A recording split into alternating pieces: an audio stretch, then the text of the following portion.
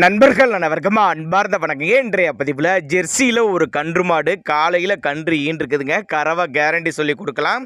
கறவையை கறந்து அளந்தே காட்டியிருக்காங்க. ஒரு லேடி தான் கறக்குறாங்க பாருங்கள். மடிக்கூச்சம் கிடையாது.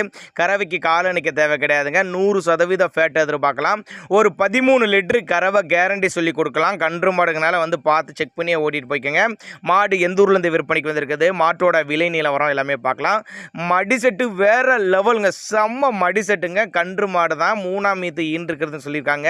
பல் வந்து கடைப்பல்லு தான். எங்கேருந்து பானா சேலம் மாவட்டம் நீர்முள்ளிக்குட்டை, சேலம் மாவட்டம் நீர்முள்ளிக்குட்டை என்ற பகுதியிலேருந்து விற்பனைக்கு வந்திருக்குது. என்ன கண்ணுப்பா ஈன்றுக்குது அப்படின்னு கேட்டிங்கன்னா காலக்கண்ணு தான் ஈன்றுக்குது. காலையில் தான் ஈன்றுக்குது அப்படின்னு தான் சொல்லியிருக்காங்க. 13 லிட்டர் கெப்பாசிட்டி, சேலம் மாவட்டம் நீர்முள்ளிக்குட்டை.